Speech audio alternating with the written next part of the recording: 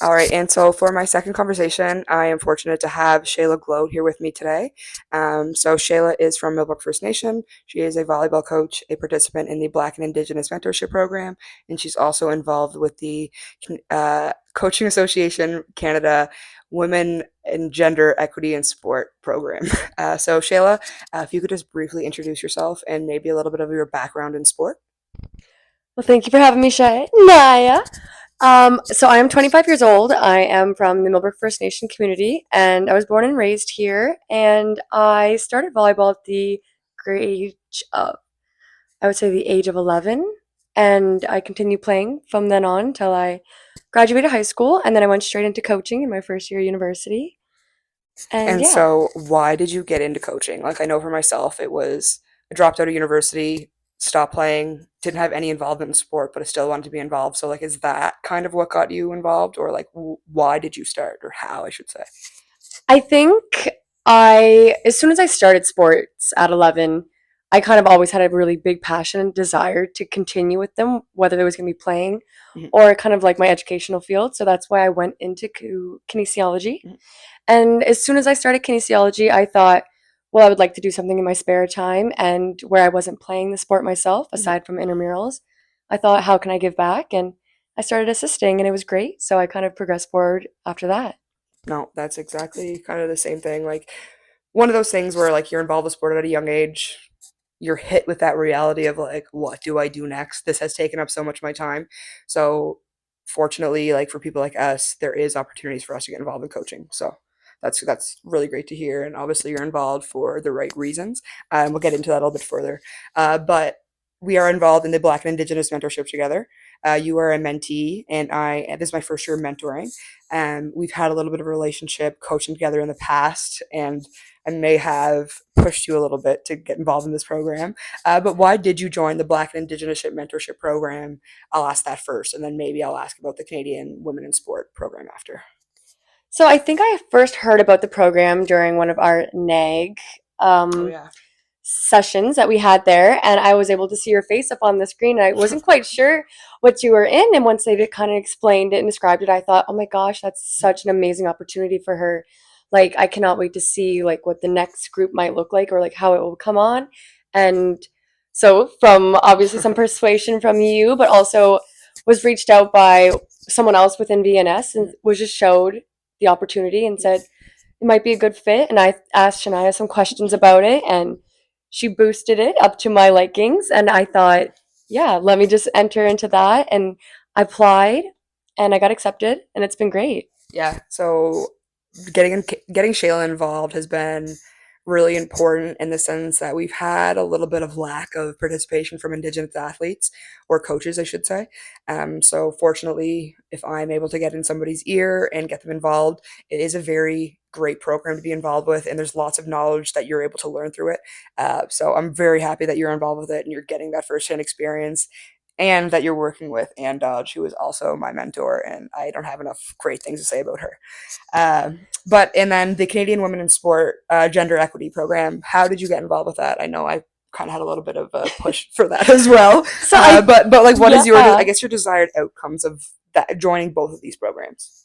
yeah. So I think that you might have sent me a flyer to it or maybe a link to it. Mhm. And I last minute kind of read up more about it and was also reached out by someone from like Volleyball Nova Scotia, and they said, "Hey, did Shania send this to you?" We both said that this might be an amazing opportunity for Mhm. you, and I love when you guys do that because they've all been so great since I've entered into them. So yeah, the Women in Gender Equity Program. My mentor is Allie Merrill, Okay. and she is an artistic swimming coach, Nice. and she is amazing.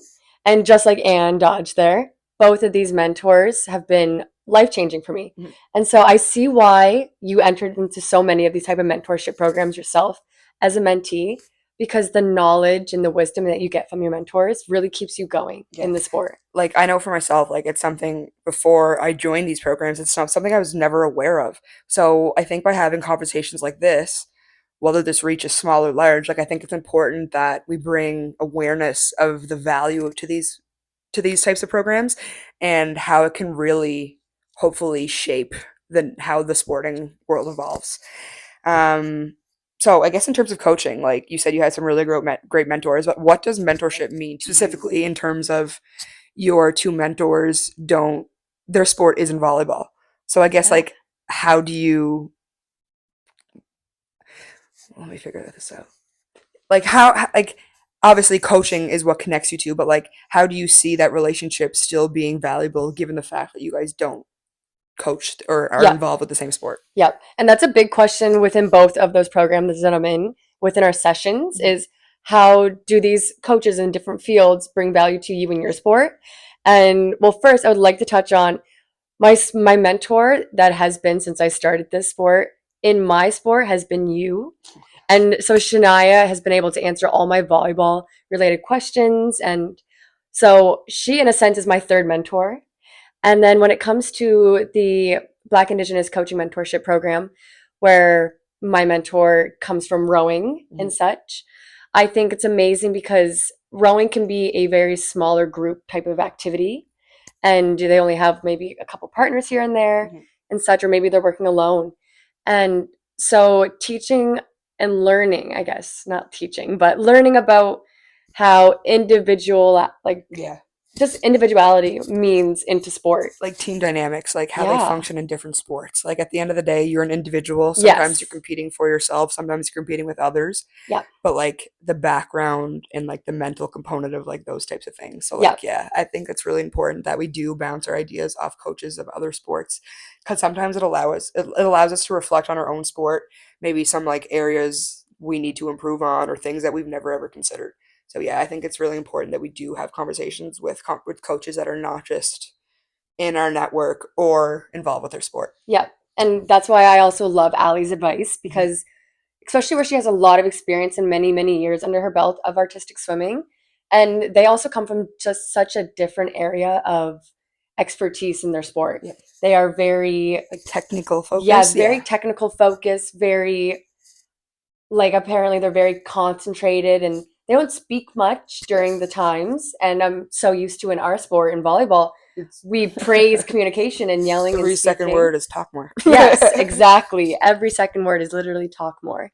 And so watching and knowing that these other mentors that I have, their athletes have different characteristics than mine, Yeah. also helps so much because like I've learned through coaching, all of my athletes are going to have different personalities. And so that really helps in terms of having the mentor too. Yeah, it's not a one size fits all approach. And I think if we surround ourselves with coaches in the same sport, we can get in the habit of imitating their behaviors or the drills, whatever. So it's really important, like challenging our own beliefs and challenging our own thought processes or how Yeah. we do things, and that's done by having conversations with other people in sport. Yeah. Um, so as we've kind of reflected on, like a lot of your opportunities have come from people you already know. So, how important is it to have a network of individuals from a similar background in terms of coaching or sport involvement?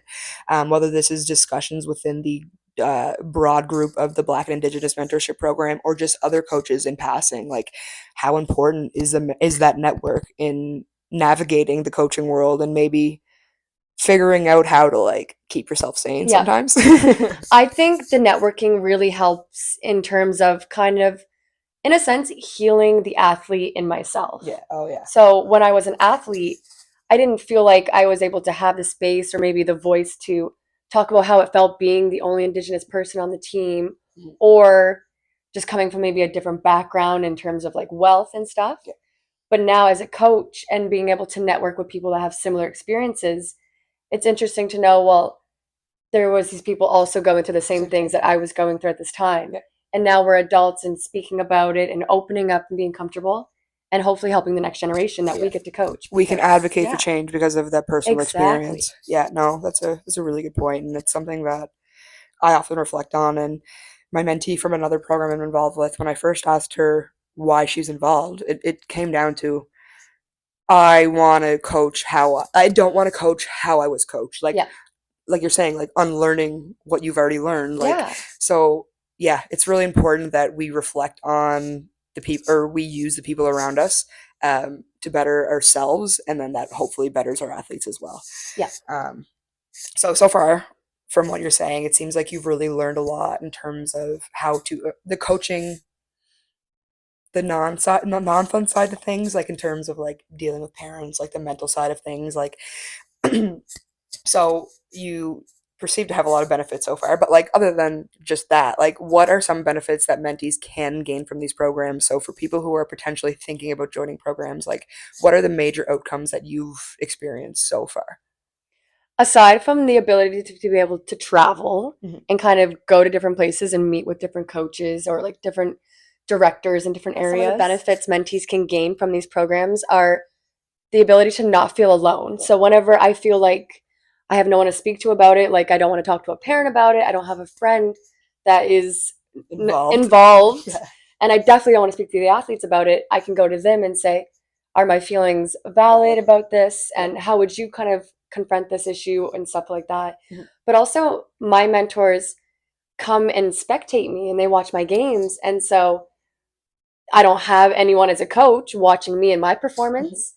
But when my mentees, I mean, when my mentors come, I definitely feel that sense of, oh, I have a guardian watching me and seeing how good that maybe I'm doing with the team and stuff. Yeah, like as a coach, I think it's really like we're the support person for so many other people, and we have a multifaceted role in in providing mental support, physical support, all of this stuff. We don't feel like as coaches we often have this. So mentees, when you have that network of other coaches, it makes you feel like you're not alone. Like there's been a lot of times, like especially through our NAG process, like wanting to rip my hair out. Like it's very frustrating when you don't have somebody who understands your situation. So when you're in the room with 10, 15, 20 other coaches who share similar experience, you feel really supported and you feel like you're reevaluated. Like you're what's the word I'm looking for? Reinforced. Like you're it's reinforced. Like what you're doing is right. There are issues. You're all dealing with the same problems, but at the end of the day, like you're doing the best you can and being involved with other people in the same boat, I think really allows you to like, all right, I'm not losing my mind. Like really brings you back down to earth is what I'm trying to say. Yeah, And so in terms of burnout, do you think that mentorship and that relationship you have with your mentor can help you maybe prevent feel like those feelings of burnout and maybe how? I think there's too many times to count where my mentors have saved me from burning out as a coach. And sometimes I feel guilty about They make burning you out. check yourself. Yeah, that's exactly it. Is that they check up in on me, but I'm also checking myself in that sense of I am strong enough to do this, but I kind of need the reassurance from them. But also just in terms of burnout, if I ever feel like I'm at that breaking point, just going to them and doing a quick call with them, they end up telling me 100 words of wisdom and things that they've went through in their years and years of experience. Having that firsthand knowledge is really Yeah. valuable because you know if they've been through similar things. It might not be the same in terms of exactly the sports scenario, but at the end of the day, every coach has dealt with those difficult problems or those feelings of like, am I good enough or like, am I doing this right? So like, it's really important that you have that reinforcement of like, hey, you're doing good enough and you're valued. So Yep. Exactly. They've been wonderful. and then kind of getting into a little bit more of like the personal questions. Being an Indigenous female, this is like very intriguing to get your perspective on because we have that like interconnected, like different population piece. How can mentorship be utilized to promote diversity and inclusion within the coaching world? So you are involved with two different programs that highlight your intersectionality. So one focusing on Indigenous populations and the other focusing on women. How do you feel like these programs can kind of elevate your voice in a male dominated industry or role? Yes. So I really love how both of these programs are helping me become a better volleyball coach without being volleyball programs themselves and only oriented around that. But like you just kind of said, one is for being seen as an Indigenous person within a group and really highlighting all of our cultural backgrounds in that. And then one is Like all seeing women. yourself like recognized almost like because of these populations you represent, like it's something we often don't see. Like I never had an Indigenous coach before. I had a few women coaches, but not as many as male. So these programs almost provide that path and reinforce like that sense of confidence and they instill that like, hey, I can do this, and doesn't matter what my background is, I'm capable of providing value to whatever community I'm involved with. Yeah. I think that within both programs, I feel seen. Mhm. And like you said, just like myself, not having any Indigenous coaches to look up to when I was growing up, and now coming in and stepping into that role of being an Indigenous coach, Mhm. especially having some Indigenous athletes on couples of my Yeah. teams, and knowing that they might not have to have that feeling that I did. Yeah. And then same goes for being a woman in coaching, is that I had majority male coaches, Mhm. and that there was things that they might not have been able to feel a connection with Yeah. in terms of having female athletes. Yeah. So, like, being from an Indigenous background, you recognize the barriers that we have to accessing sports. So, when you have those Indigenous athletes, you already know what their experience could be. So, by having that knowledge, you're able to just like, leave that at the door and kind of get ahead of it, right? And same as like being a woman, like coaching females, you're able to relate to your athletes a lot more in terms of just that gender role for females. So by gaining the knowledge through these programs and like finding your voice, like not only are you gaining your confidence as a coach, but I also think it's gaining you it's setting you up for success in your real life as well. Like it's providing you those life skills that we talk about in sport, like even as coaches, like it's a lot of things that I've learned on from being a coach on how to be a human. So Yes, yeah, I think there's so many things I can take from being a coach and put it into my actual work field. You know what I mean? yeah. So then, again, being an Indigenous female, how do you perceive that there is additional value for these programs for people like us? So, given the fact that it has been a male-dominated and predominantly white sport in volleyball, it's nice to see some representation from both our communities in this sense. But do you think like there is additional value to giving these communities direct opportunities or pathways to getting There's been involved? many times so far in my coaching experience where coaching has put my foot into the doors of things Mhm. and then kind of advanced further upon knowing that I'm coming from an Indigenous background. And so I'm able to promote more inclusivity and just culture into things. Yeah. And I think that can help benefit so many community members. Yeah. Or, Creating a safe environment for all, not yeah, just the people who have been involved in the program since day one or come from a similar background as everybody else. Like we need to create a safe environment where everybody feels seen. So especially like Indigenous people, like from our experience, I'm sure you can attest as well. Like when you're the only Indigenous person on a team of white folks, it's pretty. You feel alone because there's nobody to really reflect off your concerns or your problems off of. yep, Because at the end of the day, all our problems are deep rooted in our people. Whereas I don't want to say white folks, but like non-indigenous folks is what I should say. When non-indigenous folks are involved, like they're very fortunate to have an easy pathway to that sport. So it's never something. Two experiences are not the same. So that's something that we've talked about in this. So it's really important that as a coach, we recognize that and do our best to make everybody feel included. yep. I hope that every single person that is Indigenous that once they stop being an athlete, Mhm. that they go into a coaching role because A leadership role to guide the youth. Yeah. exactly, because there's been so many great opportunities from traveling to just being gifted things or putting my foot into huge opportunities that I never thought an Indigenous girl Person, could yeah. ever be in. Yeah, and then watching our athletes succeed too, like attending the 2023 North American Indigenous Games, like in our own backyard. Like those Indigenous kids never experienced any type of sporting event like that. They'd never been a part of a team that large. Like again, we see ourselves on these big platforms, and at the end of the day, that's what matters. And if we don't see it and we're not creating these opportunities and we're not taking advantage of the ones that are around, we risk ourselves not being seen. Yep, absolutely. So how has your identity shaped your coaching? I think that my identity has shaped my coaching philosophy greatly in terms of safety Mhm.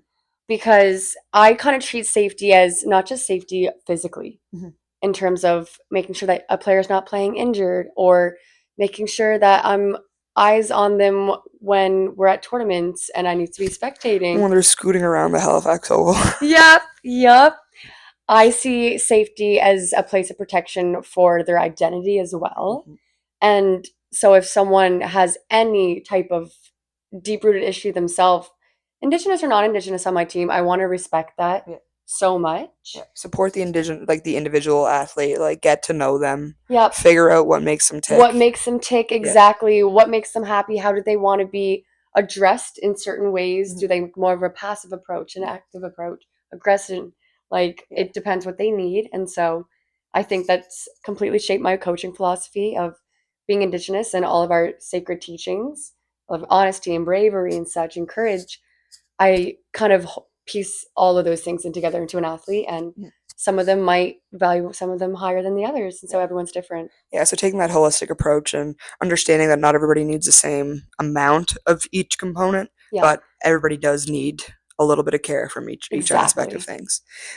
So we are over halfway done, nearing the end here. So just a little bit more personal questions in terms of your relationships, and then maybe where you see yourself in the future in terms of coaching. So, can you share a specific example of how your mentor has helped you so far? So, we just finished club season. I'm not sure if there's any challenges that you faced. I know I had quite a few issues that weren't strenuous, but still needed somebody to reflect off of. Can you give any specifics of a situation that like you almost lost your mind in, and Yeah. your mentor brought you back down to earth? Yeah, no, there's one that absolutely comes to mind, like for sure. And it is the one where we had a club tryout, Mhm. and at the end of the club tryout, I offered someone a spot, but they declined it and they went to a different club. And that was my first experience as a head coach, having Getting an athlete rejected. leave me. And so that first feeling of rejection. And so I immediately went to my mentor, and just the way that is just an inevitable that every coach is going to face. Yeah, it's not personal, It's not personal, but it feels it. it feels it. And that's exactly what she's explained to me. Yeah. And that it really made me stop questioning myself so much. Mhm. I stopped losing sleep over the thought. And yeah, she really, really helped me get through that of don't you worry. Mhm. It's not a personal attack. There could be 700,000 reasons why. Yeah. Like we have to support whatever their decision is, and it Yep. may not have been personal to you. Yep. It can be perceived that way initially, but at the end of the day, if we thought about every athlete who quit or wasn't happy with their program or left clubs, whatever the situation is, we would have a lot of coaches who weren't involved anymore. Yep. So it's Exactly. important that you have that sounding board to help you. Like, Yep. hey, nothing really a big deal. Feel the emotions. Let's get over it, kind of thing. Yep. So do you have any suggestions for new or those looking to become coaches? So maybe those who have not entered the coaching world yet.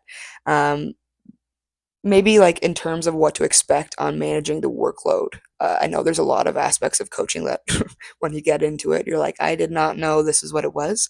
So did you have any suggestions or maybe sharing what you should expect if you are Yeah. trying to get involved as a coach? So when I was a NAG coach, I had my own apprentice at that time actually. And they were quite young, but they just kind of wanted to know how things went. And although I wasn't able to show them a whole lot because with NAG it was like more of like a once a month type of practice. Where I think if they were around me for like maybe say a club season or we see each other way more often in a week, I think I would have been able to give more. But if I had to tell them something now for managing workload, it would be one, if you're going to work night shifts, that's going to be impossible. Yeah, that's that's an That's easy like way to a lose your that's an sanity. easy way to make things really hard is if you're someone that works a night shift. So myself, I personally decided to get jobs that are throughout the day Mhm. so that I can keep myself kind of You're not awake and stressed not as about yeah, fatigued. you're not stressed about managing everything you have going on as much. Yeah. Yep, exactly. And I think something else that I would tell coaches is just what my mentors told me is you can burn yourself out as a coach just as much as you can an athlete. And so take time off in the year. Yeah, So take care of don't go yourself. 12 out of 12 months. Mhm. And so I started taking my summers to myself, and it's been amazing. Mhm. I didn't realize how much I really needed that, but from a season going from September to May, Yeah, it's a lot. 5 days a week, sometimes 7 days a week, especially in school season for us. I think I needed those 2 months, and that will keep you sane. Yeah. Like I think ultimately like we preach caring for your athletes, but if you don't take care of yourself, we're never going to be able to care for our athletes. Yeah. So I'm definitely guilty of not being able to say no and being on the verge of asking myself why I do this a lot. I did when I did the Canada Games program, I basically went from August 2020 to August 2022 without having a break and then jumped right into NAG until July of 2023 and then jumped into school season. So I'm very guilty for preaching that I need to take a break, but Not doing it yet. yeah, like Yeah. in all honesty, like I think wrapping up my degree and really having to reflect on myself as a coach and like my actions and like And how how hard you worked. yeah, like I need to give myself a break. Like there's only so much I can do when I have 900 things on the go. So that's really important that you say that because it's something I still struggle with to this day. Yep. 10 years in. Yep. Um second last question. Okay, I lied. Third last question. Can you speak to how mentorship has supported your confidence and your sense of belonging in the coaching community? And my sense of belonging in the coaching community by kind of just introducing me to other people in high Yeah, roles. creating those environments for networking. Networking, Yeah. exactly. Like Shania has showed me a handful of amazing people within volleyball organizations, Mhm. and then meeting other Indigenous or Black coaches around the communities and what they teach or what kind of community leadership they have from other programs. Yeah, and And like learning about the struggles that they have as well. Like yeah, because as you know, when we have conversations with the Black and Indigenous coaches, we don't come from the same background, but we do face a lot of the same challenges. So I think, like you said, like having the conversations, learning about how to maybe better navigate some situations from firsthand experiences from others, that directly increases your knowledge on how to navigate situations, which in turn obviously increases your confidence. So even from when we first met in 2022, 21, whatever year it was, I can see like a huge difference in your confidence on and off the court, but like more specifically when you're in a coaching role. So I can really see how things have shaped you, and it's only been a year into the program. So I'm yeah, excited to see what comes out at the end of things. yes, me Um, too. one thing I think is really important is as an Indigenous female, like we talked about, seeing yourself in these leadership roles. How do you see your role in coaching inspiring the next generations of Indigenous or female coaches or athletes? I think just last week was probably my first indication that maybe I'm doing something for the next generation in terms of like an actual verbal stated sentence to me. Mm. And it was a player that told me, I don't think I'm going to play in college or university. It's not really what I'm interested in. Trust me, I want to play now all the way Mhm. till I can. But I think I want to get straight into coaching just like you. Mhm. And to hear something like that made me think this is probably because I come in and say how fun it is and that I hope that I can keep their love for the sport alive so that they are interested in it. But we have a lot of conversations about how your identity fits as players. And we've even done activities where I've made the girls answer questions on if they were in a coaching role, How would you well, handle this? how would you handle this? And but what would be the most what is that word I'm looking for? Like influential? Yeah, what's the most influential piece you think you'd put onto your team? Or Hmm. like what's the most satisfaction you'd get Yeah. as a coach? Yeah, and I can speak to that as well. Like as somebody who's been coaching for the last 10 years, I've been very fortunate to have at least five, six, seven of my former athletes be involved.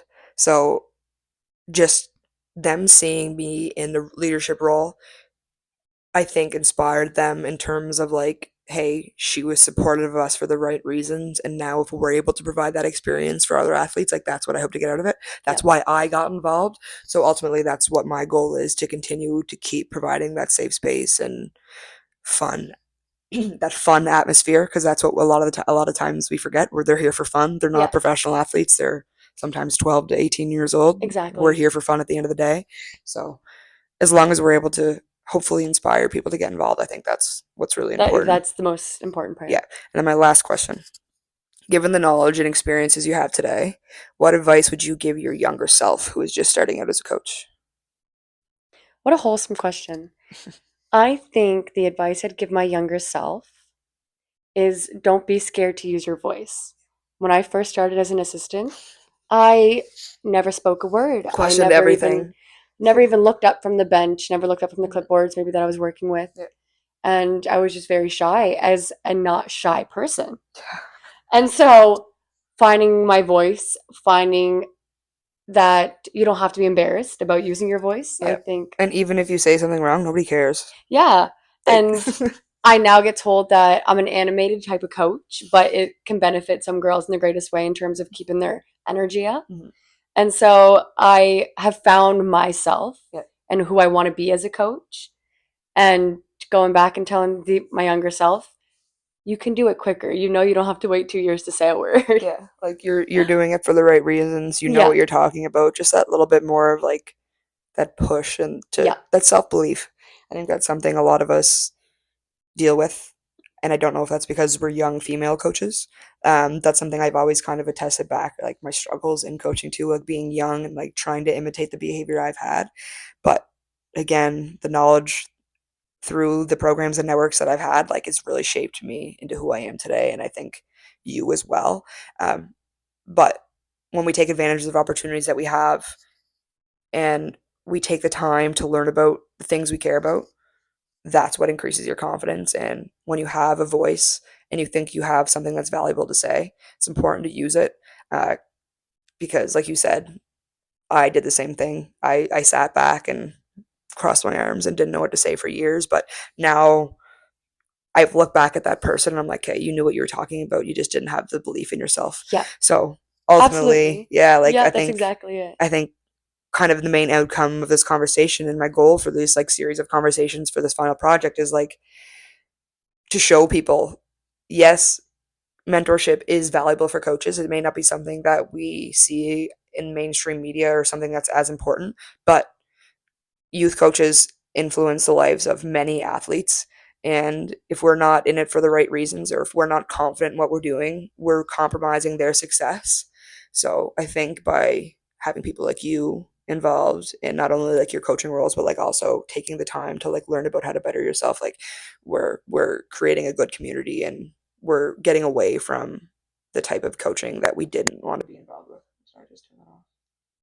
Just turn that off. Anyway, I think I just turned that off.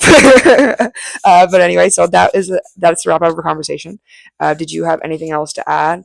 But if not, I thank you very much for participating in this project. And I understand this might be uncomfortable to start, but I do think it was really valuable for both of us to reflect on this experience. Yes, no, I think this is a great experience, especially where this is probably one of my first times being able to just share everything that has come greatly from these experiences in the program. So thank you for interviewing me. I would do it 100